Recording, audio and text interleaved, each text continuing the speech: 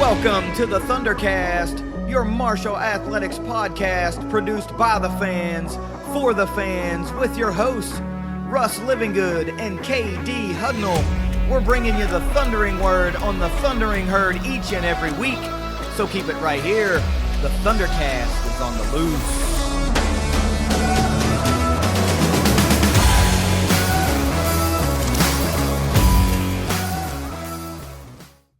Thanks for downloading another episode of the ThunderCast. You can follow us on Twitter at ThunderCast_pod. Links to all the social media outlets are in the description to all ThunderCast episodes, including a link to ThunderCast.online, where you can find our kick-ass Marshall football transfer portal tracker, among many articles, including some new stuff that's just popped up that's a little bit basketball related, and there will continue to be more content added exclusively to ThunderCast.online. Russ, the position group breakdown series is going to continue this week. We're going to talk about a couple of units kind of lumped into one.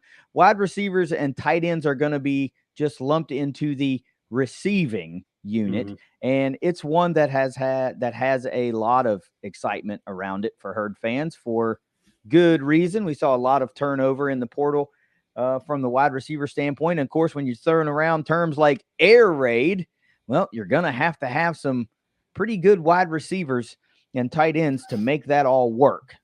But before we can get into any of it, let's get ourselves a word from our sponsors at Leasure Oliver PLLC. Yeah, and before I do that, I want to say it is so hot that my pennant is melting back behind me there. It quit you. I see that. Yeah, it is definitely hot on this third floor studio.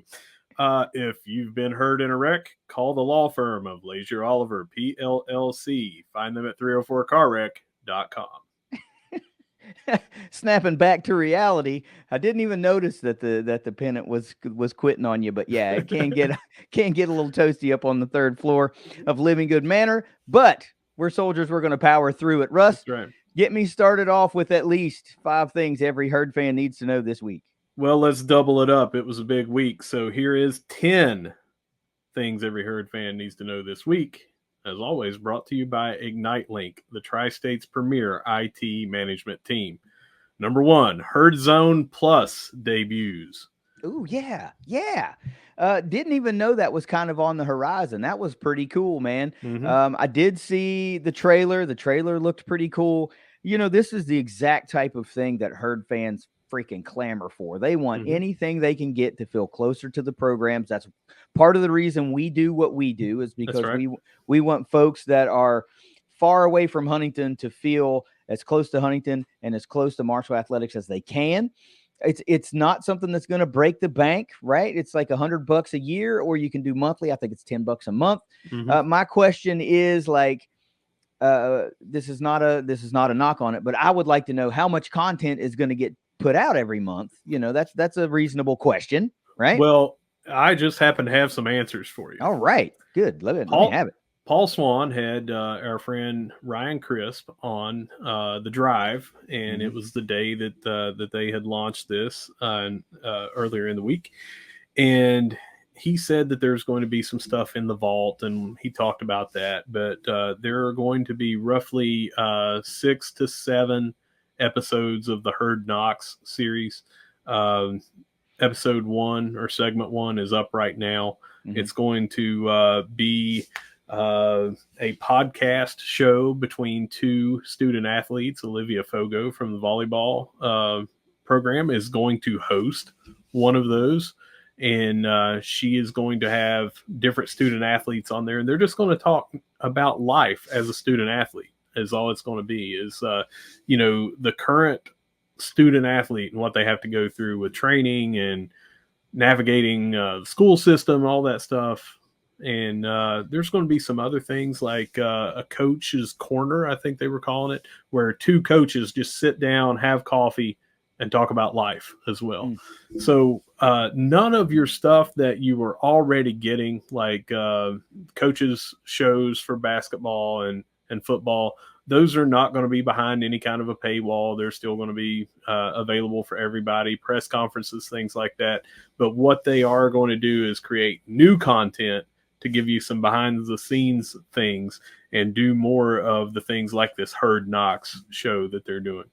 Yeah, see, I thought maybe that's what this whole thing was going to be, was like just more behind the scenes stuff like the Hard Knocks, the Herd Knocks, but football team, then basketball team, then maybe baseball and softball and all that kind of stuff. Yes. I didn't really my mind didn't go to things like student athletes talking about life or coaches just having a conversation with one another, which is that's pretty cool. That's a cool angle.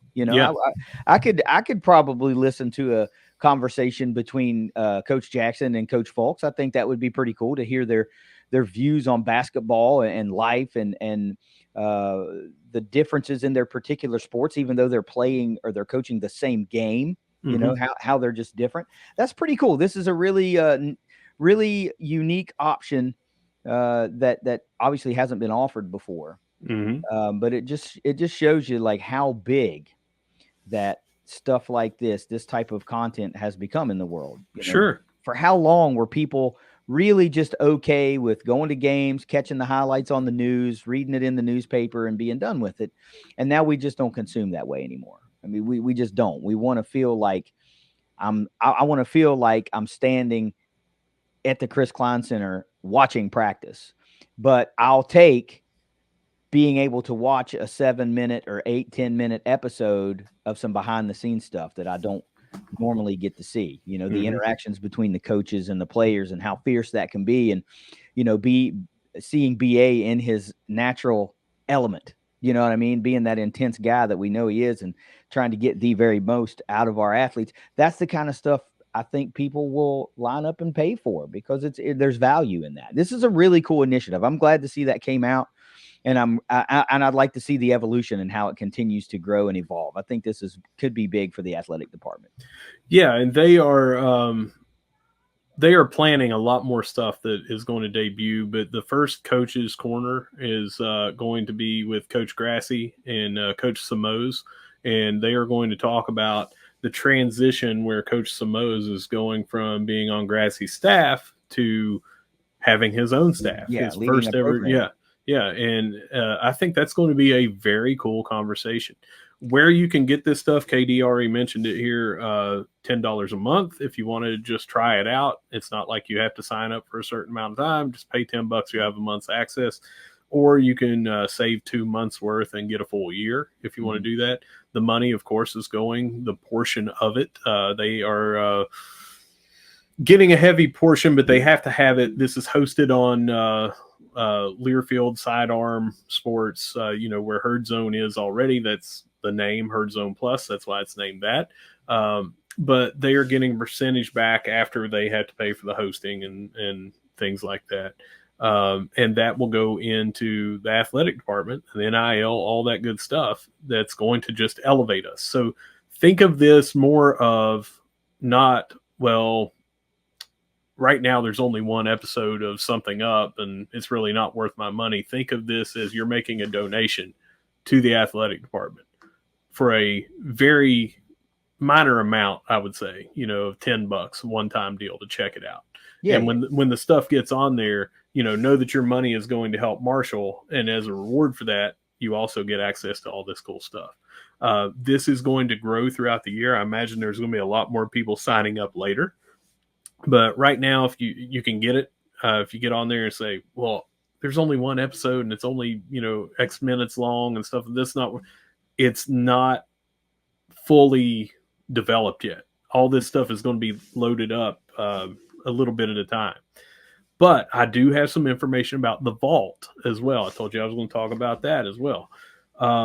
There are going to be classic moments throughout Marshall Athletic Department history that are going to be on here. Think of the kick, Willie Merrick. I'm sure that's going to be on there. The soccer national championship, the goal that won that and the celebration and things like that. But I talked to our friend Ryan Crisp and I said, hey, can full games be put on there?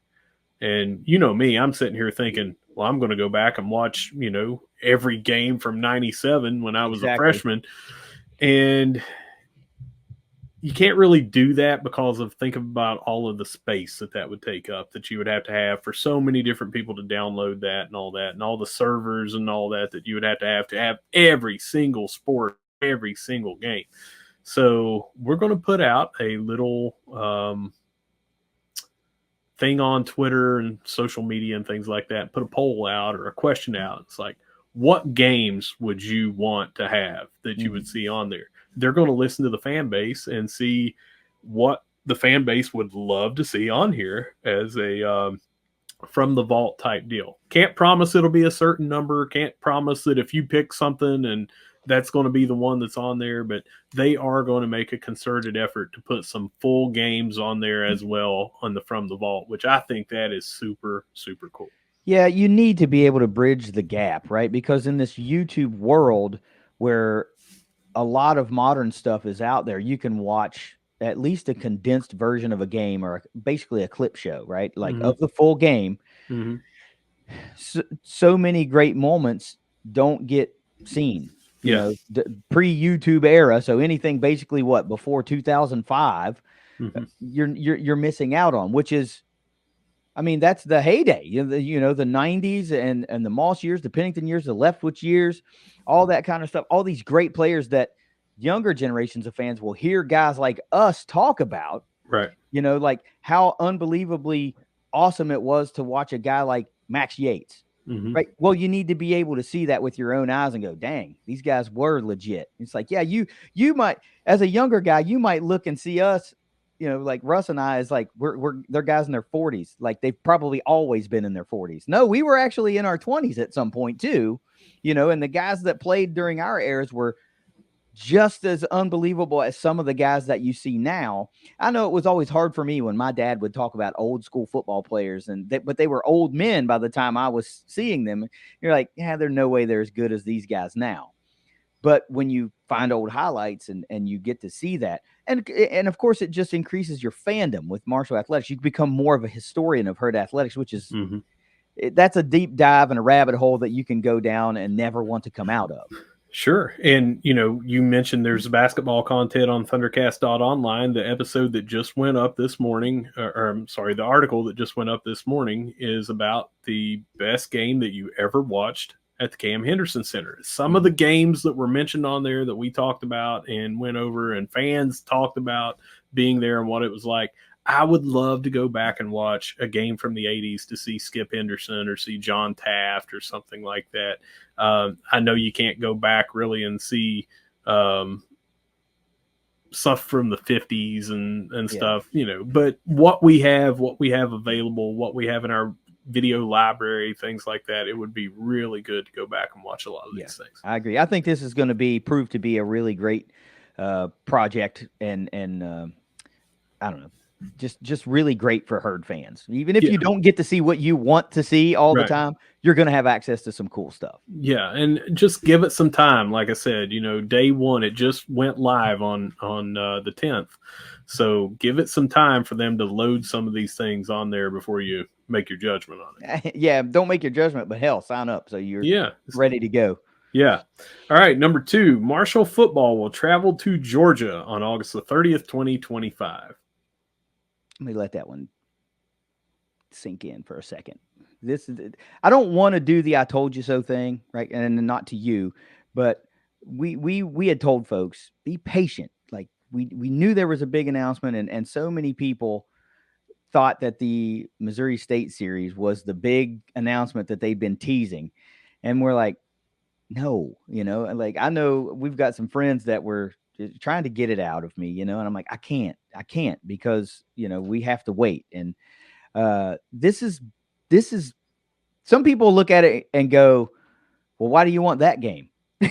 What do you mean? Why do you want that game? Bring them all on. Well, yeah, well, it's not just that, but it's like, these are the games that our players want to play. They want to go up against the best players and teams in college football. And they get an opportunity to do that. 2022, you're going to Notre Dame. 2024, you're going to Ohio State. 2025, you're going to Georgia. And you've got a game against Virginia Tech, 2 games that's squeezed in between all those 3. That's the type of opportunities your players want, right? With Wisconsin, 2028. And Wisconsin. 2026, Penn State. So you want these games not for just the payday that comes along, but what if you win those games? What if you win some of those games? We beat Notre Dame, and it was the ripple effect throughout college football for that week or couple of weeks, and even now to a certain degree, when you hear national talking heads maybe talk about Coach Huff, they talk about beating Notre Dame, right? These are the type of things that you want, the opportunities that you want. The likelihood of winning might be small, but it's not zero because you went to South Bend and you won that game, So yeah, these are big games that you won. I don't care if the power conference is looking at it as a cupcake game. Ask Notre Dame if it was a cupcake game, right? You might go in and lose those games. You might go in and win them. If you win them, can you imagine going into Athens, Georgia in 2025 and beating the Georgia Bulldogs in the season opener? What that's going to do for Herd football, Huntington, West Virginia, the Sun Belt Conference, Huff, all these players, you can't buy that type of publicity, right? Because you couldn't buy it in the week following the Notre Dame game. Yeah, we lost the next game, but so what? You beat Notre Dame. I don't really give a shit that I lost to Bowling Green. We beat Notre Dame, right? So yeah, that's why I want these games. And yes, we need these games and the payday that comes along with them too. It's just the economics of college football. You have to have it. It's like 1.7 million or something like that for the trip. To me, those numbers are low because these teams have that money, and they should, they should be paying for these money games nearly double that because they have that much money and more. But that's a whole nother argument for a whole nother show at a whole nother time. For right now, think of 3 major games in a 4-year span, and you also mentioned Wisconsin and Penn State. Huge games, that are in this 7 to 8 year window. Well, and we have a long storied history of going into these places and playing up to these national powers. We went down to Georgia, and I remember watching that game. We opened up the scoring on that. We went down to Clemson, we beat them. We went down to South Carolina, we beat them. We went down to Tennessee, and we were rocking and rolling. Stan Hill hurts his knee on a celebration. I was at the Horseshoe when it took Nugent's field goal and a shanked punt to even put them into that position. A missed chip shot by us wouldn't have even put them in that position. We went to K-State, we beat them. We went to Notre Dame, we beat them. This is the kind of thing that you do want. You play these games so you're not being a cupcake beater to pad your stats. And I hear people complain about that. They say, well, I'm not going to go because we're playing the lowly whatever Conference USA. And then they turn around and say, I don't want to go. Why are we even going to play Georgia? That's a guaranteed loss. What in the hell do you want us to do, man? Who do you want us to play? Yeah. But the reason that this was delayed for so long, and the reason that it was a rumor that simmered for so long, is Georgia could not allow us to announce this because they had a game during that time. It was with UCLA. Because UCLA was going to the Big Ten, they had to maneuver some things around. UCLA wanted to announce who they were replacing Georgia with. Georgia didn't want to announce that they were replacing until UCLA did that. We're down here. We had to wait. Yeah. You're in the pecking order, right? Yeah. So at the end of the day, you fall into a game against a national power who is a perennial playoff team, national championship contender, and it's just another opportunity, right? I will never be okay with a loss, but looking back on that first game and you think, man, 13-3.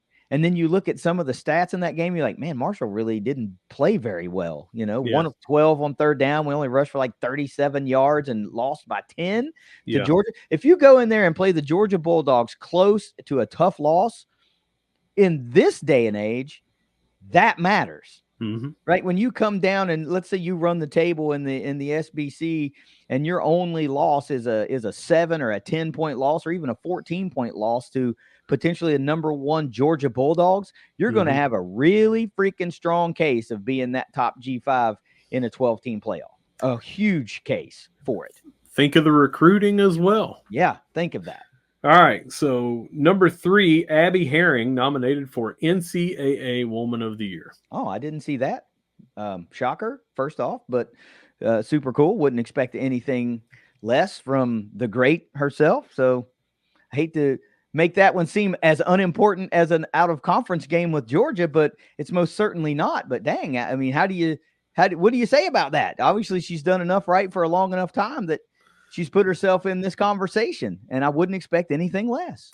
You've heard us talk about her and all her accolades, but I really need everyone listening or watching to go to herdzone.com, pull up the article, or find it on social media and click on the article. And it is just going to talk about what she has done in the community. It's going to talk about what she's done from a leadership position. It's going to talk about what she has done as a student athlete in the classroom, on the track, out on the cross country. It is incredible. And I know there's a woman named Caitlin Clark that is probably a shoe-in based on everything that she has done for the sport of basketball and continues to do, with this year not even being over yet, even though she's out of collegiate athletics now. But that's going to be hard to go up the likes of that. But to be nominated for this, and the way that I understand it, if I'm understanding it correctly, by the end of this month, they will have narrowed it down for one representative from each conference. If she gets the Sun Belt Conference thing, not only is it already right now a huge accolade and something amazing to be nominated for, but if she is our representative from the Sun Belt and she makes a finalist or whatever nationally, just insane, and all the flowers deserved for a great career. This would be a tremendous way to top it off. Yeah, to close the book on your herd athletics career from a competitor standpoint. Who knows? Maybe one day she's coaching or something. I don't know, but yeah, that's super cool news. I did not see that. That was a welcome thing. We squeeze Abby in one more time to the things. Number 4, and this also. Oh no, this number 5 is what I was going to talk about. So let's bump it up to number 4. 63 football players have graduated in 3 years under Coach Huff. That is the most in any 3-year period over the last 11 years. Yeah, that's big time for all the things that people may think about Huff and the state of the program. That will always remain one of the important things for me. I want to win every game we play, every one. But if we're winning a bunch of games and aren't graduating anybody, like what are we really doing, right? Because at that point, you're buying into the narrative that college is about athletics and not about academics. And I just refuse to buy into that. You know, the collegiate athletics is unique for that very reason. Like I can watch the NFL for athletics only, but collegiate athletics, that it still means something to be graduating your players. That's a promise fulfilled to parents and family and to the player themselves. That's a promise fulfilled. That's an opportunity created, because not everybody's going to go pro. You remember that old commercial, that old NCAA commercial where they said, like, I'm just going to say 200,000 NCAA athletes every year, and just about all of us are going to go pro in something other than sports. And that's what this is, right? We know that going pro in sports for a lot of these athletes is the ultimate dream. But for a lot of them, it is a dream. I wanted to go pro in sports too, but it was a dream. And I had to go pro in something else. So I love that. I love this highest in more than a decade, 63 players. That deserves such a huge amount of congratulations to Coach Huff, that staff, the support staff, the help program, the Buck, like all those people that are involved in that. That's why these programs matter at Marshall, because they help churn out graduates. And another thing that I'm going to qualify this with is think about how many transfer portal players you're going to have in today's climate, and still being able to graduate that many. You're going to have somebody here sometimes for 4 years, they're getting ready to graduate, and then they go somewhere else, and they're not going to count for you.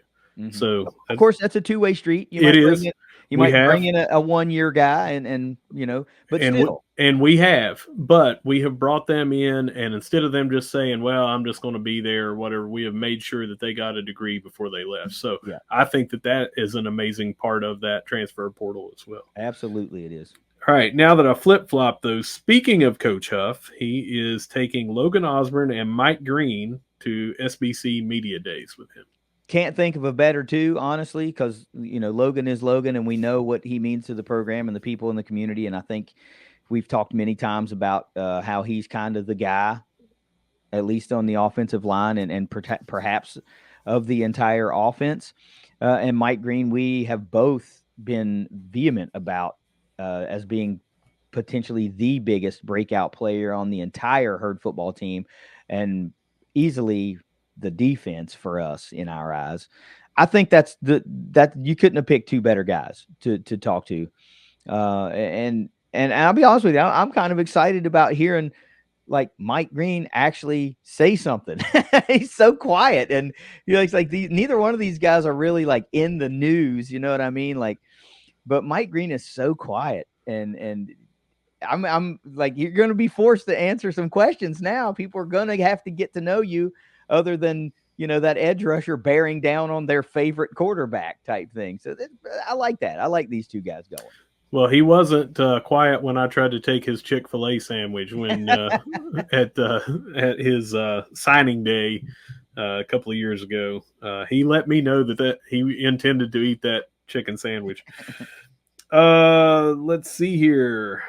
Number 6, Swim and Dive has 4 named as CSCAA Scholarship All-Americans. Grace Kelsheimer, Paige Banton, Molly Warner, and Esther Laban. I saw that, and I also saw, first of all, that's awesome, right? We love anything attached to a Herd athlete as All-American. I don't care what it is. But the Swim and Dive team is putting out some cool content on Instagram as far as like, some times from our divers, like pre-Marshall and at Marshall, and how they've progressed, and times have just been shaved down. So throw this on top of all that. This is another one of those programs that's, to me, it's kind of like swimming, or not swim. It's kind of like track and field. It's like, it's pretty easy to follow, like you know what a 200 meter is, that there's only 4 basic disciplines of swimming. So I know it gets a little bit more complex as far as diving goes, but this is one of those programs that's easy to follow. If you watch the Olympics, you know, it's not as easy as track and field to follow, but it's easy for Herd fans to follow, and you should be, because of things like this. Sending our swimmers and divers to the NCAAs to compete, All-American honors. Like, this is the type of stuff that absolutely should not be flying under the radar in Herd athletics just because news came out that Marshall's playing Georgia. Right? This is equally as important athletic department wise. Some fans might not see them as equal, but for the department, this is equally big news that might generate excitement in different ways, but still awesome news out of Swim and Dive. Yeah, and we talked about this last year, so I just want to remind everybody, you have to be the NCAA B provisional standing or a qualifying zone meet for diving, and you have to maintain a 3.5 and above. So this is pretty big that you have to do that. It's not only in the pool, but it's on the books as well that you got to do to meet these requirements. All right, number 7, we have the Thunder Trust is hosting a tailgate on Saturday, July 27th at 5 p.m. at the Jack, and it will be before the Colecats game, and free tickets are included. Cool. So roughly 2 weeks from the day we're recording, so it'll be less than 2 weeks by the time this episode gets posted, but you'll still have plenty of time to make some plans by the time you get around to listening to this, I'm sure. Mm-hmm. Nice. I'm glad there's kind of like a reintroduction of the Thunder Trust. Yep. You're probably going to get an opportunity to talk to Stevie Browning, of course, who is now kind of your go-to contact for fans and stuff. And you're going to get to know the new. It's not a rebranding because there's still the Thunder Trust, but the relaunch. It's been revamped to a certain degree. So go and get yourself familiarized. And if you haven't caught a Colecats game, great time to do that too, right? Yep. Yeah, and I reached out to Stevie and just wanted to get some clarification on some things. This is for people that have been members of the Thunder Trust collective in the past, people that are currently in the Thunder Trust. They will have an opportunity to sign up over there if you want to. Mhm. And basically, they just want you to come out, get to know everybody, enjoy yourselves, and they're going to tell you about what they have planned for the Thunder Trust. It's a very, very good thing to do. They are asking that you RSVP to be on the list for this by the 18th. So Okay. email Stevie. That is in the article on social media that's floating around. We have shared that as well. So just make sure that you email Stevie or go to the Thunder Trust website, which is in our description, and it will have his contact info on the website. Yeah, and I would also add to that, you should be following the Thunder Trust on their social medias, right? At the Thunder Trust on Twitter, probably something very similar on Instagram and Facebook. But that's where you're going to ensure that you won't miss any of these releases, just in case you're not a member and you're not getting the emails. Mm-hmm. All right, number 8. Fans First Day is Saturday, August the 3rd from 5:30 p.m. to 7 p.m. at the Joan. It will include all fall sports. Oh yeah, forgot about Fans First Day coming up. I didn't see a release on that. Usually that's a little bit later in the summer. So I August, think it, would you say August 3rd?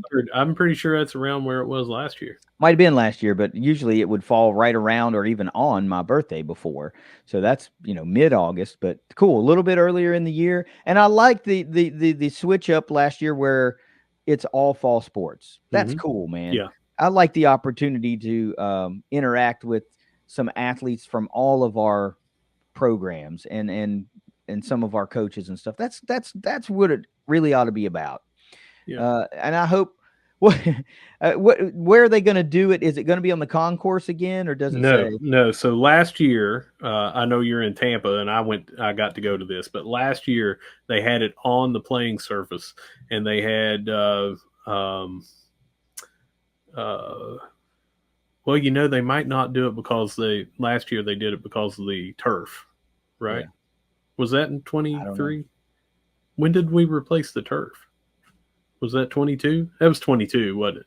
Yeah, Yeah, with last the year Sun was Belt. Yeah, they had it on the turf, but they had it on the Joan. They had different sections to go around where you could take the posters and you went to these different things and you got signed by the different athletes. Got to talk to them. They had a soccer goal set up so the kids could try to that's score a goal. Marco was running around taking photos with everybody. They just had a bunch of different cool stuff that you could go do. You can sign up to be members of the Big Green and the Thunder Trust and the different stuff there at this, but it was at the Joan. It was on the field, and I assume that is what they are doing again this year. well, good. I mean, I know that usually makes for a little bit hotter of a day, but catching it, in the shade in the concourse would be cool. But where it doesn't matter, because if you're going to, have the experience of being around, all of our coaches and athletes and all that stuff. Just be patient, because the usually the football guys are like fresh out of practice, so they are Yeah, probably like feeling some type of way. And they love doing that kind of stuff, but I feel for them, man, having to get their butts put through the ringer and then have to, got to sit there in the sun without being able to cool down. But I always loved Fans First Day when it was called Fan Day. I haven't been to one in so long since we've been down here in Florida for the last 7 years, but I don't know, man. Maybe I'll get back to one of those kind of soon. Number 9, Marshall is hosting a college football 25 launch party at 7 p.m. in the Cam this Tuesday, the 16th. Ask and ye shall receive, man. They should be doing this. This game is so hyped. It is so anticipated for its release. They should be doing something like this. Absolutely. And with how the herd was featured in those trailers for the game, that didn't hurt the excitement, for us to see our guys, our uniforms out there in these trailers that really the whole nation saw, millions and millions of views of that. I love that kind of stuff. I don't know. I saw you on social media contemplating. Are you going to go buy a console just to play the game? So, what's the consensus on that?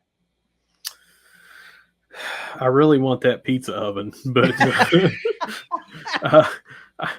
I know that I will have a lot of leeway to spend as much time on the pizza oven as I want, because that means everybody in the house gets reward from that. But I'd really like to play the Xbox or the PS5 as well. Yeah, but that seems to be like a midnight to 3 a.m. kind of deal in this household.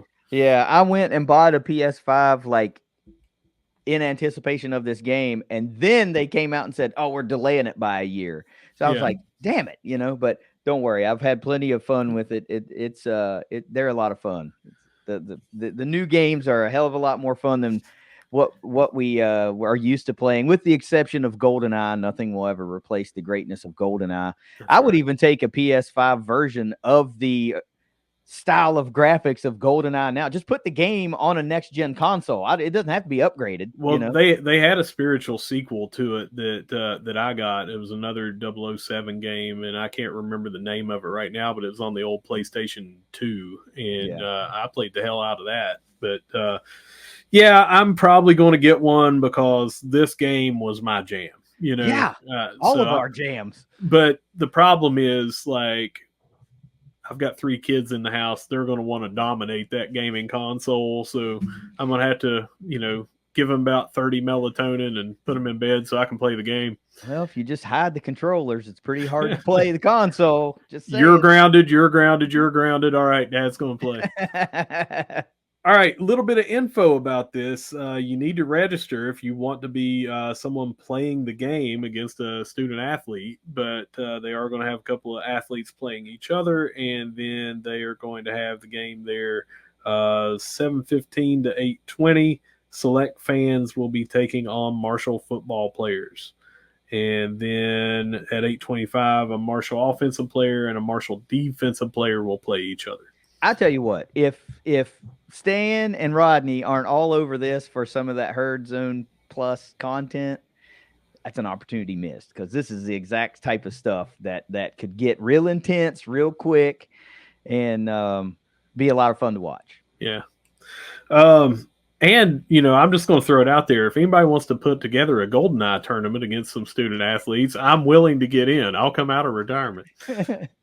Jason Sims is listening. I know that he would love to play. Yep, he's laughing right now. He is. All right, we're going to finish this up with number 10. Football game themes have been announced for 2024. Let's discuss them. Okay. All right. First game, we have, let's see, what are they calling it here? We Are Marshall, and it's Wear Green. But it's also going to be Staff and Faculty Appreciation Day, Chamber of Commerce Appreciation Day, Band Day with all the local high school bands. That's a great time to do it. It's an FCS opponent. First game of the year, we do it up big at our tailgate, but a lot of fans don't get real crazy about an FCS opponent coming in. I don't know why. It's the first game of the year. It's an opportunity to see them for the first time in 9 months or whatever. I'm always all about it, but this will give a little bit more incentive for all these different people to come and get a packed house. Yeah. Youth as well. Local youth sports teams. They're encouraging them to come. Next game is Hall of Fame weekend, September 28th, Western Michigan. Wear green for that as well. All of the people that we announced going into this year's Hall of Fame will be honored. And then October the 5th against App State, of course, is homecoming. And they are doing Stripe the Joan. Bold move. You need to be keeping your eyes peeled to us, social media, Herd Zone, all that. They will tell you when the game gets a little bit closer, what section needs to be wearing what color. And that way you can make sure that you have not any kind of green, our current Kelly green, or white. Yeah. Before you move on to the next one, I got to talk about that because that is Okay. a bold move. I'm not mad at it. I'm just saying that's a bold move because it takes a packed house to Mm-hmm. make Stripe the Joan look good. And this is homecoming, yes, so it should be well attended. But this is it's a marquee opponent in conference, Mm-hmm. but it's not one that I would consider like, okay, we have a legitimate shot at selling the place out.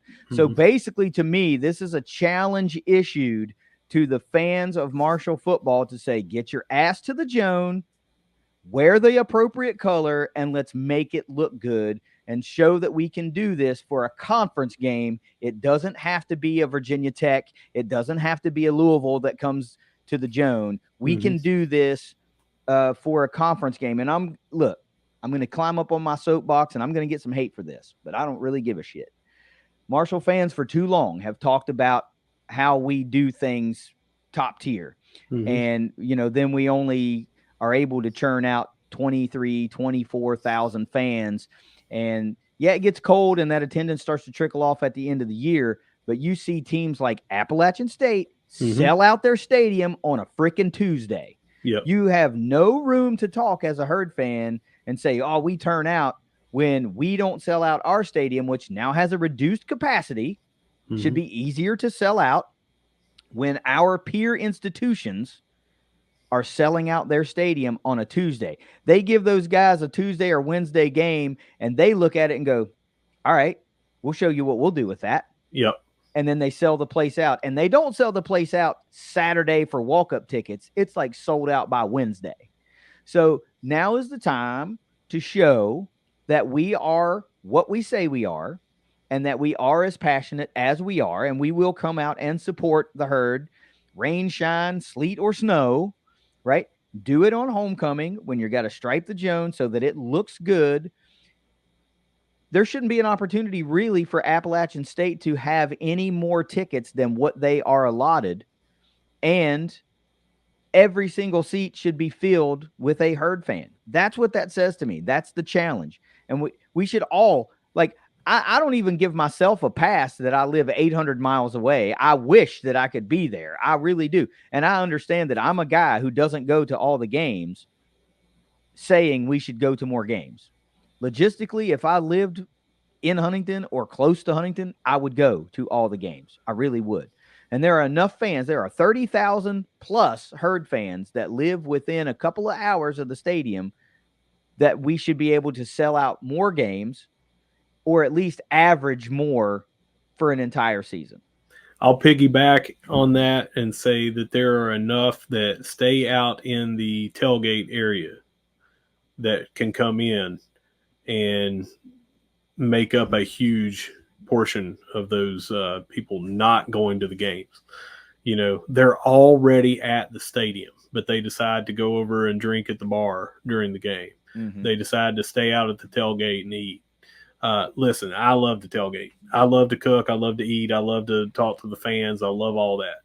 But about 15 minutes before game time, I'm panicking because I already want to be in. I'm like, it's like, here's the keys to my vehicle, but guys, I'm going in to watch the game, and everyone should take this as a challenge, but they ought to do it for every home game if we really want to make a difference. And tickets, KD, if I wanted to go right now and say, I'm going to go to 6 games this year, what is the cheapest that I have to spend to go to that as an individual? Well, I don't know. I was going to say, like, if you get the family pack and things. Well, that's what I'm talking about. That's not an individual that you need. You find 3 other friends though, and as an individual, you can go for $99.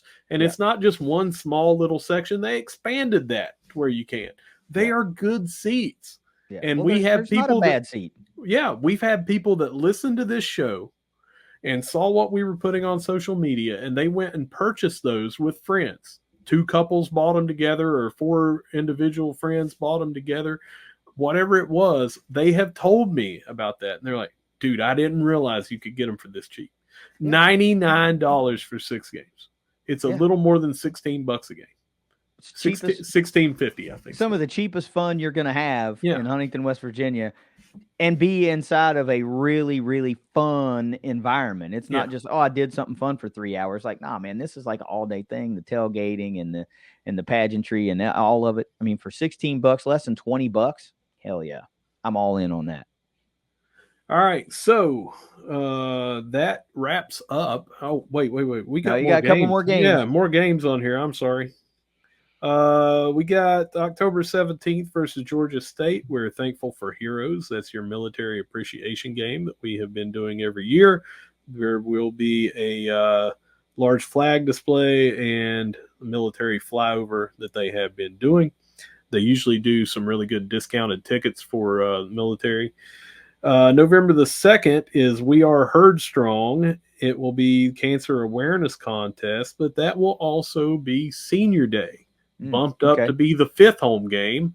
And you can figure out why when we talk about the last game, November the 16th versus Coastal Carolina. We are playing for the 75, wear black. Yep. A couple reasons. Of course, you don't want Senior Day and 75 week coinciding. That's just not the right vibe, really. Number two, I like the idea because it gets them a couple of weeks earlier so that potentially more fans will be there. Usually Senior Day, because it's awfully cold, is less well attended. So it'll be nice to have more potential butts in seats for those guys and those outgoing seniors. Coastal Carolina is going to be the unfortunate recipient to have to face the Herd of 75 week this year and bring them the hell on, because we owe them some, you know. And I don't think anybody, they might think they want to, you might think you want to play the Herd on 75 week. I think we've proven over and over and over again that you just absolutely do not. So much stuff goes out the window. Doesn't really matter if the Herd's a really, really good team or a struggling team during that week. They just play differently, and it'll be nice to potentially lay one on Coastal Carolina at the Joan. We owe them one from a couple of years ago, and yeah, I'm ready for that. I'm ready for that one for sure. All right, that ends a massive, mega 10 things every Herd fan needs to know this week. As always, brought to you by Ignite Link. Yep. I hate that went 40 some minutes, but hey, we had 10 things and some of those were big. Like Herd Zone Plus is big. You know, the football game announcement is big. So let's get into it and talk about position group breakdowns. I wish we'd have known that I wish I'd have known we'd have had 10 things. We might have had to flip the script a little bit, because there is a lot of information on wide receivers and tight ends. A lot of movement, a lot of everything. Let's get right into it. This unit, the receiving unit, tight ends and wide receivers together, ranked 3rd overall in the Sun Belt by Phil Steele. And of course, I'm going to add a little context to that. There is no number 2. You have 2 teams tied for 1st, and then the Herd at 3rd. Tied for 1st is App State and Arkansas State. Puts a little bit of intrigue around that Marshall-Appalachian State matchup coming in later in the year. So, coaches. Wide receivers coached by Aaron Dobson. Of course, year 1, he was an offensive analyst for the Herd last year. And, of course, a Herd all-time great wide receiver in his own right. Tight ends coach is Josh Miller. Comes over from Purdue, where he was offensive analyst last year under new offensive coordinator Seth Dagey. Portal out, portal in. So much movement. First, we're going to do wide receivers. We're going to do it like this, Russ. We're going to do portal in, portal out, wide receivers. No, I'm sorry. Portal out, wide receivers and tight ends. Portal in, wide receivers, tight ends, and then high school recruiting. Portal out, wide receivers. Of course, Jaden Harrison hits the portal 13 games last year, 28 receptions, led the team with 410 yards. Let me say that again. The team leader was just 410 receiving yards, had just 1 receiving touchdown, of course, headed to Notre Dame. Caleb Coombs hits the transfer portal, goes to FAU, played in 12 games last year, team leader in receptions with just 39. 310 yards for Caleb Coombs, 2 touchdowns, led wide receivers. 2 touchdowns led wide receivers that transferred out. Mason Pierce hits the portal 11 games, just 16 receptions last year for 171 yards. Then you have a handful of guys that really didn't see much action. Zion Odoms hits the portal. Cam Pedro, a guy we wish would have stuck around, the son of the great, all-time great Glenn Pedro. Antonio Robinson hits the portal. Sean Reese and Gerald Campbell. Tight ends that hit the portal. Sean Salas, a guy that we really liked, thought was going to be impactful for the Herd this year. 12 games last year, 5 receptions for 51 yards and his first career touchdown. Then a couple of guys that didn't see too much action, Bo Blankenship and Marcus Velez, both hit the portal out. Portal in from the wide receiving room. Tyshawn Doc Chapman comes over from UNC, 5'9", 175 pounds. Christian Fitzpatrick comes over from Michigan State, 6'4", 220. Elijah Metcalf comes over from Middle Tennessee State, 5'9", 164. Carl Chester Jr., one of the trio that we get from Tulsa, 6'4", 195. Ty Perkins, the local kid from Ironton, comes home from Cincinnati, 6'3", 205. And then Braylon Brown comes over from Ole Miss. Forgot to write down his height and weight. You have to excuse me on that one. Portal in from the tight ends. Justin Holmes is the lone tight end, comes over from Kent State, 6'3", 250. And then high school recruiting. Couple of wide receivers. Marcel Williams, 5'11", 202 from Hollywood, Florida. He was a 3-star recruit on 247. And then Thomas McCoy, 6', 196, comes over from Baltimore. May not have worked the camp circuit because there was no star ratings on any of the major services. High school recruiting from tight ends. Aiden Steinfeld comes over from Bloomington, Indiana, 6'2", 245, again named Mr. Football in the state of Indiana from the tight end position. Exhausted eligibility or no longer with the program. Luke Soto, just 1 reception for 8 yards last year. Of course, Luke was big in when we went heavy and was a good blocker and that type of thing. Chris Matillo, 5 receptions for 56 yards. And then Ramad Smith, also not on the 2024 roster from a tight end perspective. Wide receivers that have exhausted eligibility are no longer with the program. Darrell Simmons graduated, 13 games last year, 24 catches for 249 yards. Caleb McMillan, 11 games last year, 18 catches, 275 yards, 2 touchdowns. And then the great favorite, Talik Keaton, 12 games last year, 14 receptions for 143 yards. Also, of course, played big role in the punt return game. Russ, so much movement across both of these position groups.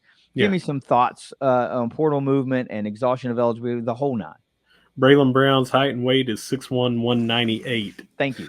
You are welcome, sir. We have a drastic overhaul. I think it was needed. I think that not only because of the new offense that's being installed, you needed to bring in a lot more, but we just did not have the production that we needed.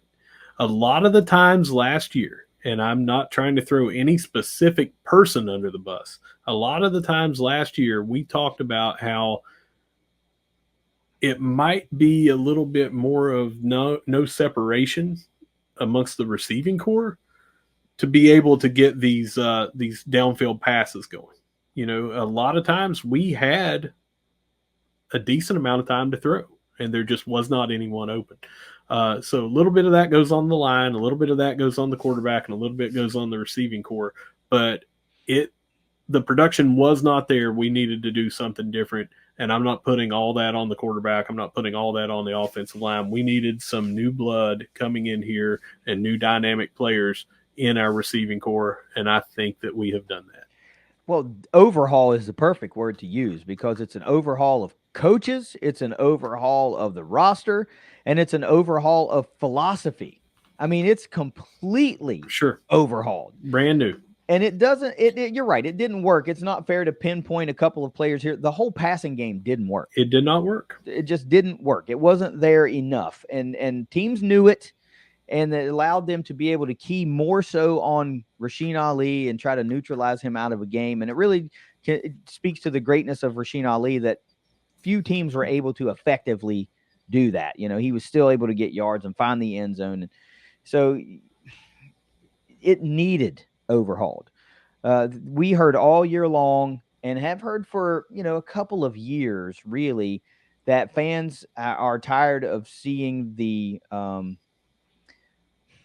that missing downfield threat, that missing, over the top play. And they pop up once or twice a year, but there are teams out there in the country, and I'm not just talking about these, high power conference teams.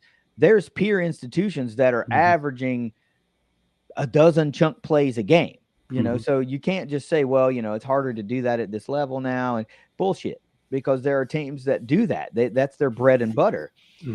And you have to have the personnel in place to do it. I think over the years we have had the personnel in spurts, maybe not all at the same time to do it, but we've had effective enough wide receivers that could get separation, and we may not have had an effective enough quarterback to find that guy. Or we've had a good enough quarterback, but we haven't had effective enough wide receivers to get that separation. So you've had one or the other, and sometimes you've had both, and it's just missing. And older fans like us, we remember that was not like, it was the norm. Yeah. You had effective runners, but you also had unbelievable passers and pass catchers. And it wasn't just down the field on the sidelines. We had that over the middle slant and, crossing patterns. We owned the middle of the field when we needed to. Yeah, you have to have all that. You have to have the guy that can work a sideline and get downfield. You have to have a guy that can make a move. You have to have the guys that can just move the chains. You have to have those guys. And if you're going to run an air raid, you really are going to have those guys. So I feel good about all of the movement. It sucked to see some of those guys go, right? But I don't know that we haven't replaced the receiving production effective enough. I think we have done that. Have we effectively replaced Jaden Harrison as a kick returner? I don't know. But have we effectively replaced him as a potential wide receiver? I think so. Because we're not losing a 70, 75 reception receiver. You're not losing an 900 yard receiver. You're not losing a guy that had 8, 10, 12 touchdown receptions. That guy wasn't on the roster last year. Yeah. So your leading receiver from a touchdown standpoint had 3, right? That's what you're returning. And he returns. And he got 2 of those on the final game of the year to bump him up from, being one behind someone. He got 1 on the first game of the year and 2 on the last game, if I'm remembering. Right. So what I'm getting at is, like, when you go top to bottom and you look at the core last year versus the core this year, are there guys that are going to have larger numbers? I think by the sheer percentages of run to pass ratio, probably that just, logic is going to tell you there's going to be higher numbers in the receiving game. But I think what you're doing with those numbers is where the difference comes into play for me. Like, there wasn't much to be worried about in the herd pass game last year. And hopefully that's a different story this year. So let's talk about some projected starters. I don't know. Again, we don't talk about how we're going to do things prior to the episode. So I'm just going to tell you what I did. I wrote down 4 potential starters at wide receiver and 2 at tight end. Whatever you have, you have. I have 3 and 1, and basically I followed the same pattern that we did with the G High Fives. The reason that I wrote those down. Okay. I felt like putting a few more down because the term air raid makes me think more receivers. Yeah. So who is your number 1 receiving starter this year? Christian Fitzpatrick, 6'4" on the outside. We brought him in here for this air raid. He is excited to be here for the air raid, and we need that over-the-top threat. He comes from Michigan State. That doesn't necessarily mean that he is better than someone that was in the Sun Belt Conference, but he was good enough for them out of high school. 6'4", nice hands, downfield threat. That's who I've got. Yeah, I've got him as well. Now, these are in no particular order for me, so I'm just going to match that energy. I, too, have Christian Fitzpatrick penciled in as a day 1 or a week 1 starter. 6'4", 222. You can't teach that. You need to have that tall outside threat. We had Corey Gamage a few years ago. He was effective in spurts, but you just don't have any substitute for 6'4" going against 5'10" or 5'8" at times. You need that. You need that guy. Marshall has a couple of them on the roster this year. I'm going to go ahead and mention who I had first, and that's Chuck Montgomery. Chuck Montgomery, 5'10", 178. He's a redshirt junior, played in all 13 games for the Herd last year, 20 receptions, 269 yards, and is the returning touchdown receptions leader with 3. I'm just uber excited for Chuck. I am really, really excited for Chuck Montgomery. I think this is the year that he emerges.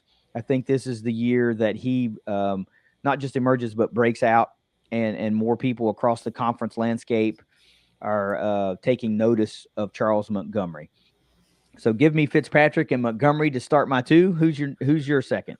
Well, I had Montgomery there as well for everything that you said. He has the elusiveness, the breakaway speed. He's got everything. You saw a 75-yard touchdown last year. He has the ability to take it to the house. He was one of maybe the first recruit that Coach Huff brought in with him, and that was someone that I had always said had a lot of promise was Chuck Montgomery. And last year, I thought was going to be his year, especially after game one. And then he kind of, I don't know if there was a nagging injury. I don't know what it was, but he kind of fell off a little bit. Maybe he didn't have the rapport with the quarterback. But toward the end of the year, he got it going on again as well, came back and had that massive game at the end of the year. And I look for him to carry that into this year. Same. So who's next for you? I got Tyshawn Chapman. So I've got two on the outside, and then I've got Doc Chapman playing that speedy slot kind of guy, the downfield weapon. He can take it to the house at any time with his speed. Again, go back to what we said about on special teams, that episode when I said that he would be one of my picks, I think, to put in there. He just has game-changing speed. His high school numbers in the 100 and the 60 were just so much better than what we are even seeing. Like we had Harrison and Ali. His numbers were doing better than them when they ran track for us for a couple of meets. So give me Tyshawn Chapman for the downfield threat. I think that's a great pick. He does not land for me, but I think he's going to be heavily utilized. On the opposite outside of Christian Fitzpatrick, I'm going DeMarcus Harris, a guy that's been here, the senior, somebody that's going to provide that added leadership in the room, that added expectation of what it means, along with Chuck Montgomery, to have played football in Huntington, in Joan C. Edwards Stadium for the Herd. You know what I mean? 6'1", 181, played 12 games last year, 24 catches, 249 yards, did not find the end zone. Crisp route runner, the type of guy that you need on the outside. I just think experience wins out a little bit because it's not that the waters begin to get muddied when you talk about these shorter, faster guys, but there's so many of them that your Chapman, your Metcalf kind of become interchangeable depending on what set you're in, right? Yeah. So it was really a coin flip between me from Chapman and who my fourth is, which is Elijah Metcalf, 5'6", 172, the redshirt junior. He's the only receiver, tight end or wide receiver, to land on Phil Steele's all preseason SBC team, and he was a third team selection.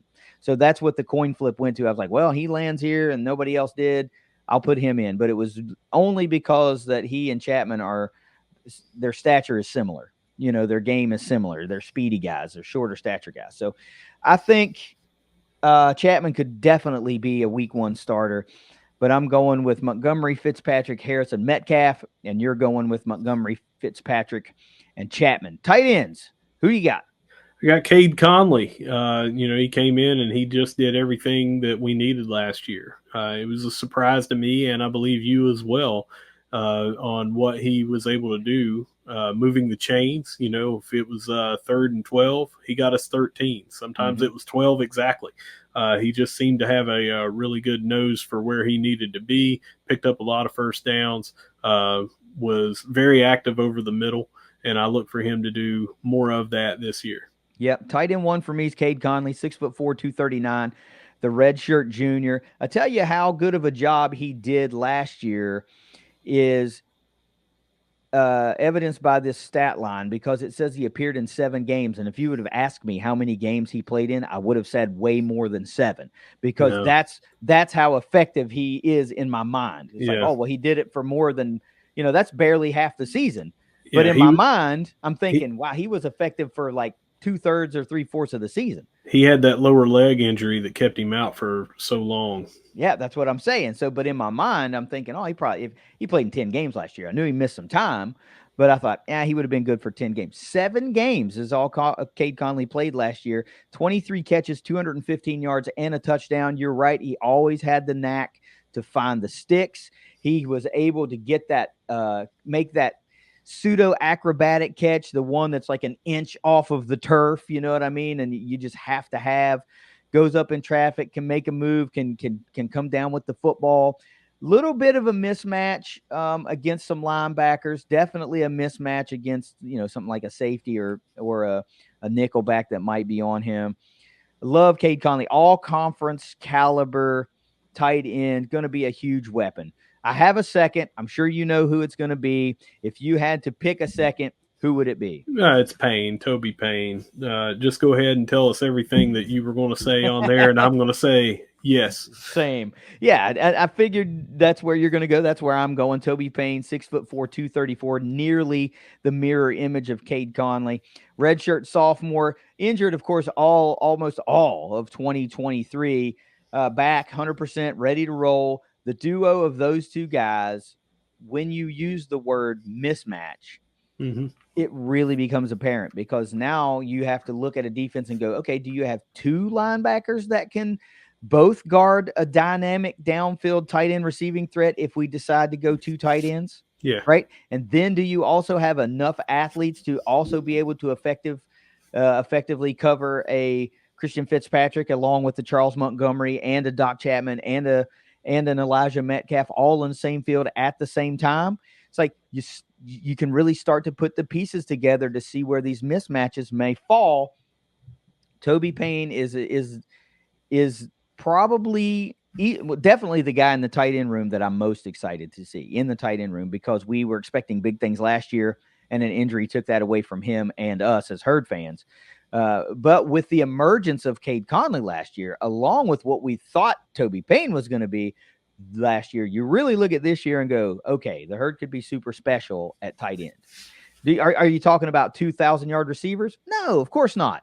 But you're talking about two guys that are going to be utter mismatches, that are going to split balls and yards, but are going to be equally as effective at moving the chains and getting the big play. I think, again, Marshall is loaded at tight end in a room that just has 5 guys in it. I think they're loaded, and that's tough to say with just 5 guys. Let's talk about some rotational wide receivers. Basically, it is everyone that came in the transfer portal, and you can get all of the particulars on the ThunderCast.online transfer portal tracker. You can get all the good info on those guys, but you also have to mention Brian Robinson, who remains on the roster for the Herd. 6'1", 208, the redshirt junior. He played in 6 games last year, 5 catches for 35 yards. He's a really dynamic wide receiver. Is he going to be able to put it together this year? We've been expecting bigger things from him for a couple of years, and it just hasn't panned out. But maybe this is the year in an air raid that it does come together for him. So you talk about him, and then, of course, the transfer guys, I'll run down them real quick. Braylon Brown, Carl Chester, Ty Perkins, and then it's a youth movement. You've got freshmen and redshirt freshmen, KJ Jones, Elijah Smalls, Marshall Williams, and Thomas McCoy and Antoine Mays that may or may not find their way into the receiving core, maybe some special teams action, stuff like that. Then the tight end rotation is real quick. It's Conley and Payne, and then transfer in from Kent State, Justin Holmes, 6', 244, the junior. He played in, I think, 12 games for Kent last year. And then a couple of the freshman, Aiden Steinfeld, coming in out of the high school ranks. And then Tracy Stevens, who is a really, really intriguing prospect to me, 6'4", 252, redshirt freshman. At some point, you've got to think some of these guys are going to have to have a forte in blocking. Somebody's got to have that forte. I know they can block, but we saw a guy like Luke Soto make his effectiveness was primarily in the blocking game, right? And you can't have 5 straight up receiving tight ends. A couple of these guys have to be able to catch the ball and effectively pass block or run block also. So we'll see how that all plays out. Let's talk some strengths, Russ. What's your number 1 overall strength for the unit as a whole? Number 1 for me is depth. The tight end room is extremely deep, as we have talked about. You got plenty of options there. Someone goes down with an injury, it just seems like you've got plenty of people to step up and go right into that tight end 2 or tight end 1 situation. Wide receivers, we brought in enough to have a full wide receiver room, the way it feels to me. Yet we're still bringing back 4, I think, wide receivers there in Robinson, Harris, Montgomery, and I'm missing one other, but anyway, that saw some time last year and things like that. We have a lot of options in our room for wide receivers and tight end, and I feel like we've got the depth and the pieces to do it. Well, surprisingly, I do not have depth as one of my top strengths. It is absolutely a strength. It's just not. I got 4 actually for this unit, and it's not on my top 4. Depth is a major strength, but it would probably be 5th for me. My number 1 overall strength for these units is Chuck Montgomery returns, Cade Conley returns, and based on speculation from last year, Toby Payne returns. That to me is the biggest strength of this receiving unit, because those are guys that we know have made plays for the herd, and we know that are going to make more plays in a more pass-friendly offense this year. So I'm so looking forward to the complement that these transfer portal guys have brought in and will accentuate these rooms. But Chuck and Cade and Toby are the biggest, is the number 1 strength for me in this receiving core. What's your number 2? Size. We've got 6'4" that we talked about in Christian Fitzpatrick, Ty Perkins 6'3", Toby Payne 6'4", Tracy Stevens 6'4", Cade Conley 6'4", and then we've got 6'1", 6'1", 6'1", 6'1". We've got some height at our wide receiving and tight end options, and I think that plays. It does play, and it plays so well. It's my number 2 overall strength as well. The added size and speed. Marshall crushed the portal in the wide receiver category.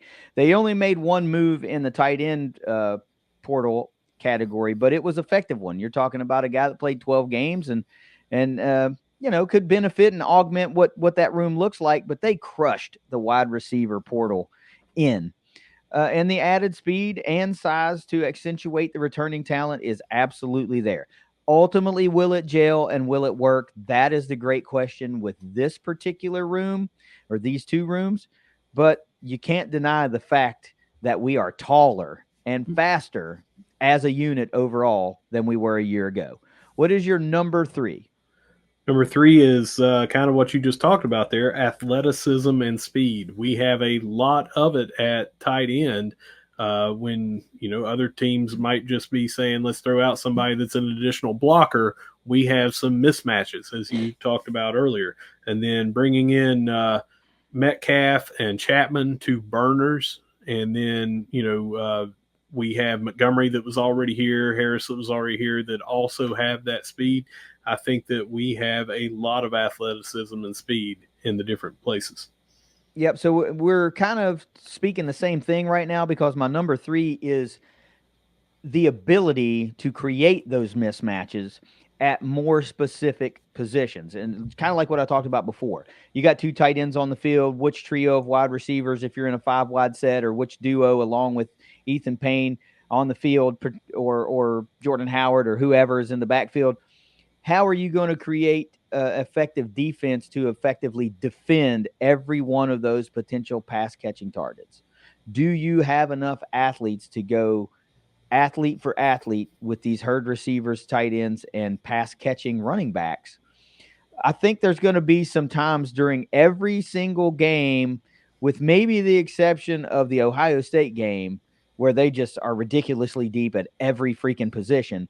Mm-hmm. There's going to be opportunities in every single game to where there are favorable matchups and mismatches for the herd, that if you're able to capitalize on that, more often than not, it's absolutely going to create points for you. So that flexibility, that ability, that added ability to create more mismatches at more spots on the field, at more points in the game, is my number 3 overall strength. Is that your last one? That is my last one. Let me round it out then, because the big play downfield threats are on the roster. That's my number 4. They're on the roster in numbers. Conley, Fitzpatrick, Chuck, Toby, and even the aforementioned Ethan Payne out of the backfield. We've seen Ethan make long catches down the field out of the backfield. And yes, Howard is an effective pass catcher. We just haven't seen it yet.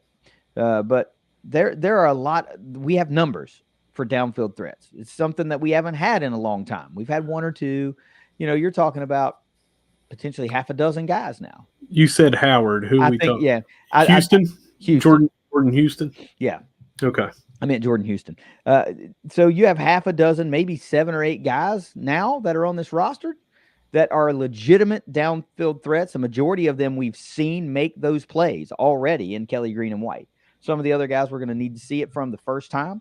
But I think more so than in recent years, there's a larger number of downfield threats than before. Let's switch gears. Let's go to weaknesses. What's your number 1 overall weakness?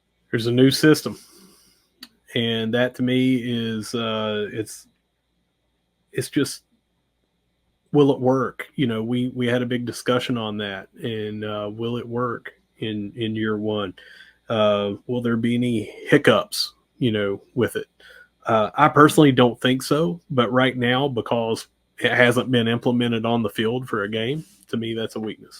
Yeah. My number 1 overall weakness is that approximately 90% of the receiving production is gone, from a year ago. Your leading receptions leader, Caleb Coombs, is gone. Your leading yardage leader, Jaden Harrison, is gone. The top 4 receivers are all gone. Coombs, Harrison, Rasheed Ali, and Darrell Simmons. It's all got to be replaced. I mean, that's a huge chunk. Overhaul just pops right back to the front of your mind when you see a number that big. Yeah. You do return your 5, 6, and 7, but then after that, it's more guys that aren't back on the roster. So it's like Montgomery and Coombs and I'm not Coombs, Montgomery and Conley and DeMarcus Harris return. And then after that, it's more guys that are not on the roster. So that huge number of passing or receiving production gone is my number 1 weakness. What is your number 2? Number 2 is, who is QB1? We don't know. There's not a clear number 1 right now. The coaches may know. The players may know. We as fans don't know. So us answering this question right now is, who is QB1? And with that is, will they be able to get them the ball?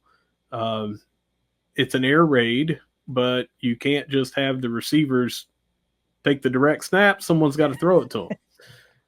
What are we going to do if QB1 is not able to navigate the air raid and get the ball down the field where they need it for these downfield threats and things like that? Right now, that is a weakness to me, because we just have not seen it.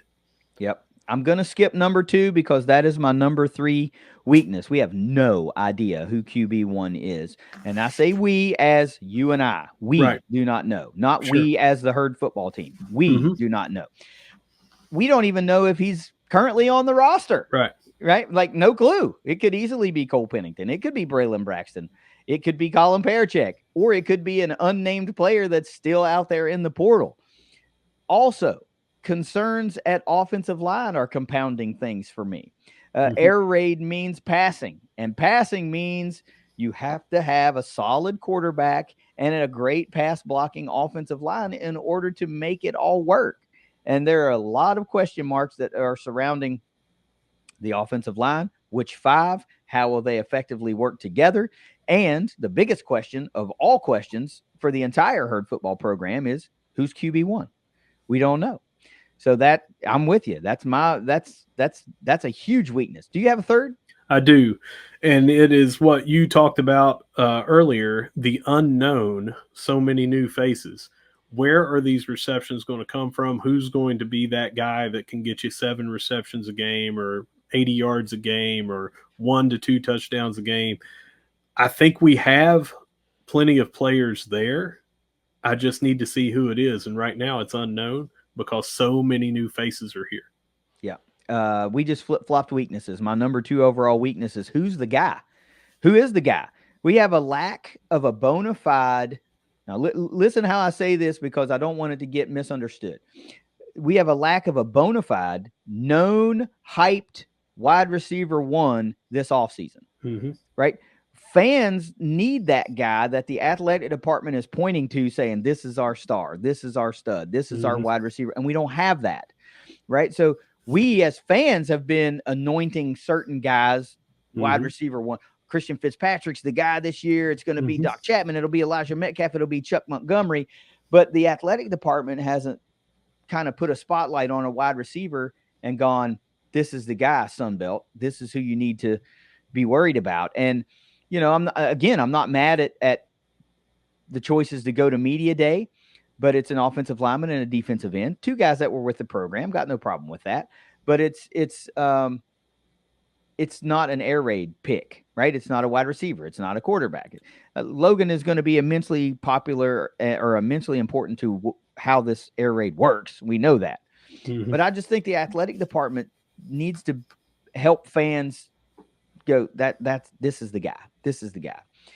So who is it going to be? Replacing 90% of the production or close to it, around there. It's a lot of numbers, man. It's a lot of numbers. You know, it would be nice to know something. You know, a question mark around quarterback, questions around wide receiver. We don't know who they're pointing to be, you know, the hyped wide receiver. Just like we talked about with DBs, it's wide receivers and DBs that are the quote, and I don't want this to sound bad, biggest divas usually on the team because they have swagger and they have attitude and we don't know who that's going to be. You know, I'm not saying we have to have that. I'm just saying other teams point to a guy and go, that's our wide receiver one, hands down. We know who it is. I'm hoping it's Chuck Montgomery, and he is the anti-diva. He is so quiet, and you remember that press conference at the end of the year where he was talking about how this, you know, how he was so thankful to be at Marshall, and the coaches were, you know, great, and the fans were great, and he just loved being here. That's too easy to root for. Chuck Montgomery should have been plastered all over everything this offseason, you know, as the wide receiver in an air raid transition year. Let's go to the questions. Okay. Who's the biggest loss for you from a year ago? Rasheen Ali. And that's receiving out of the backfield. He was number 2 on the team with 28 receptions, tied for second. And that's going to be a big production to replace because that guy definitely had the potential to take it to the house every time he touched it. It wasn't just the receptions. It was what he did with the ball or had the potential to do with the ball when he got it. And that has to be in defenses' minds when they are game planning against Rasheen Ali. How are we going to replace that? Ethan Payne and Jordan Houston both are very good at receiving the ball out of the backfield. I would say that no one on here, including them, would say they are Rasheen Ali. So I think that the wide receiver production is easily replaceable. I think it's going to be harder to replace Rasheen Ali out of the backfield. Well, my biggest loss from the receiving game is Rasheen Ali. All the things you just said, and you know, immediately what came to my head was a couple of points. Number one, nobody had a superstar-studded season from a wide receiver position. Yep. You know, 3 touchdowns led the team, 400 and some yards led the team, less than 40 receptions led the team, and Rasheen was number 2 in all of those categories, most of those categories. He number 3, 28 receptions, tied for second. 213 yards and 1 touchdown. And I go back to that underwhelming game in Atlanta against Georgia State. And he made the catch that, you know, ultimately ended up in a touchdown, but it was in traffic and he took a hit and a little spin move and right down the sideline. And that's like kind of all we were able to get going, you know. He's absolutely the biggest loss. Absolutely the biggest loss. Every time you put the ball in his hands or the ball finds its way to his hands, it's a threat to go to the end zone. Who are you most excited to see? I'm most excited to see several different pieces. So this was the toughest question that I had, but I'm most excited to see 6'4" outside threat Christian Fitzpatrick. That's fair. That's fair. I am most excited to see with you a lot of these transfer guys in varying at varying levels of excitement, because I want to see of the newcomers, who rises out of the pack to cement themselves as the number one or the number two, or becomes the fan favorite, or all that kind of stuff. But number one most excited player to see from the receiving room is Chuck Montgomery. I'm ready for him to break out. I'm ready for him to grab a hold of it and say, I'm wide receiver one. That's who I'm most excited to see. Who's your breakout player? Well, it's same as on the G5 Hive. I'm going with Christian Fitzpatrick, and that's why I'm most excited to see him. I think that we have wide receiver number one in him, and I think that, I don't want to throw out like concrete stats, but I think that he will definitely topple the 40 catches on the year. I think that he will give us that true number one wide receiver. So that's who I'm picking to be a breakout for us. It's a split bill for me, but for different reasons. It's Christian Fitzpatrick and Elijah Metcalf. I want to see the downfield sideline threat that Christian Fitzpatrick brings to the herd, and I want to see the shiftiness and elusiveness that Elijah Metcalf brings, just for a different aspect of the game. I think you're right. I think that you're going to see a guy eclipse that 40 catch mark. I think we're going to see two guys, maybe three, hovering around that 40 catch plateau. It would not hurt my feelings if Marshall doesn't have 1,000-yard wide receiver.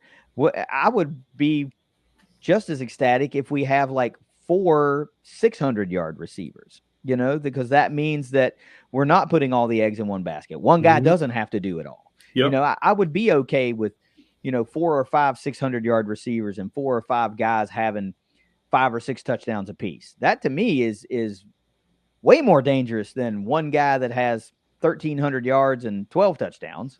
Does it make for a better list of highlights when one guy has all these numbers? Yeah, probably. But I'd take spreading it around and keeping a defense unable to guard every single person all the time. When it's all said and done, who's your MVP going to be? Christian Fitzpatrick, and Man, it's for all in. Yep. Now watch everything fall on its head, because that's who I'm most excited to see. It's who I'm picking as a breakout. But because I'm most excited to see him is because of the intangibles that I think that he has and the playmaking ability he has. Because I expect him to be a breakout. If both of those things happen, to me, he's the wide receiver or receiving core MVP. Yeah, it's hard to argue against any of those points, and I'm not going to do that, because I can connect the dots and see that playing out easily.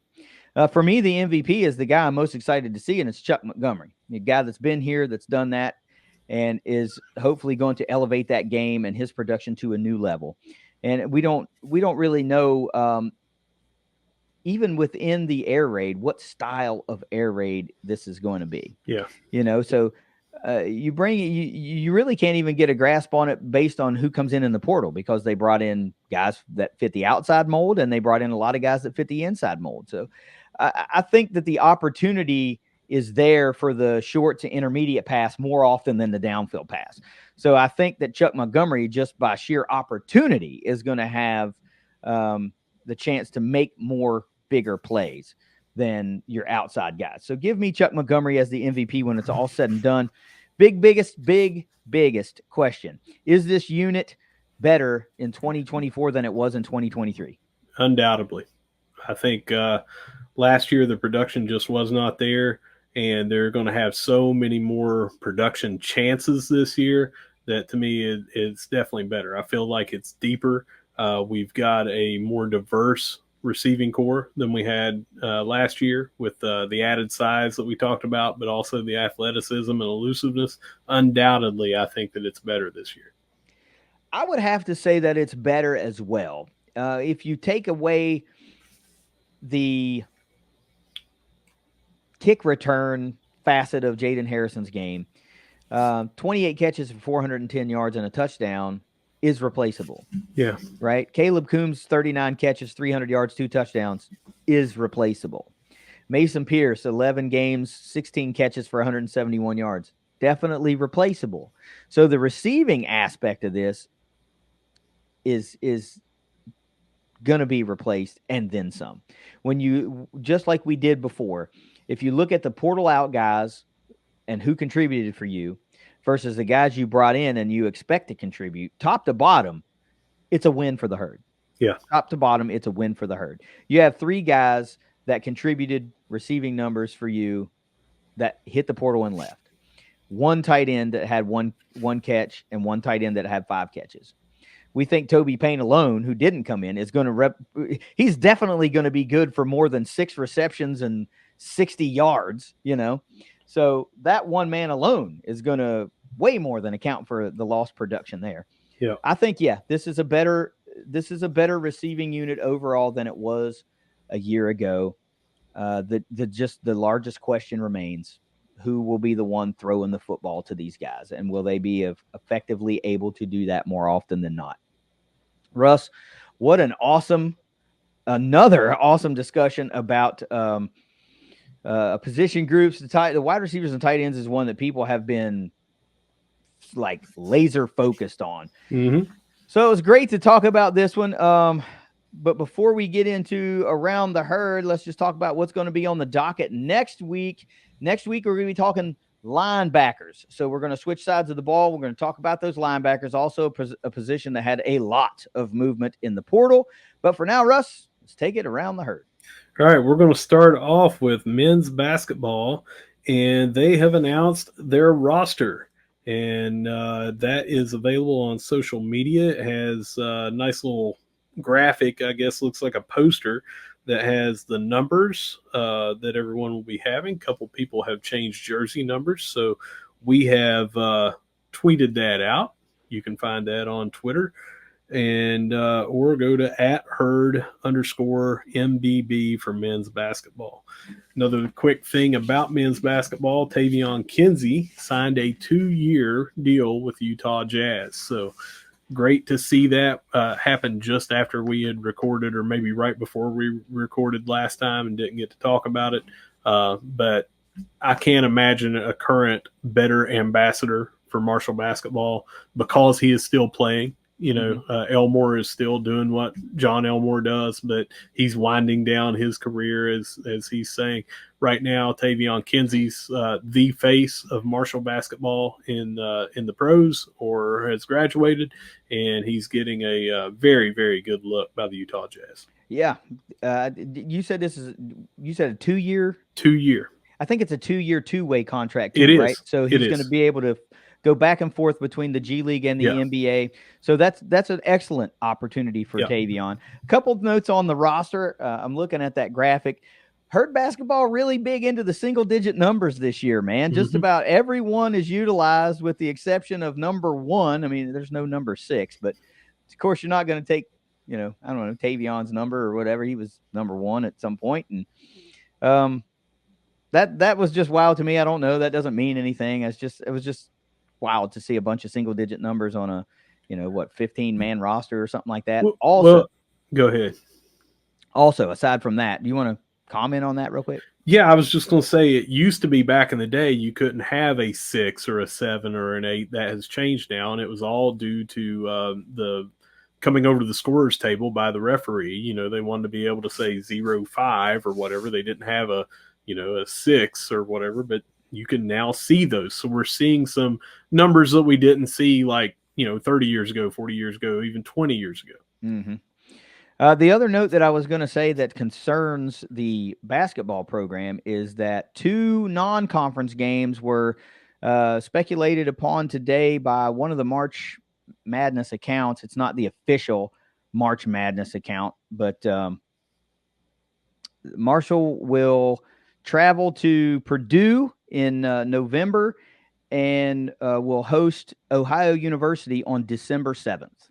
So 2 of the non-conference games are speculated upon, and I haven't seen anybody saying those are false. So for now, don't hold us to that, but don't be surprised if Purdue and Ohio U are both in the non-con for the herd this year. Yeah, there's some other games that are out there that have not been announced. The schedule should come out here in the next month or so. Yeah. But as of right now, you can find it and dig around for some of these.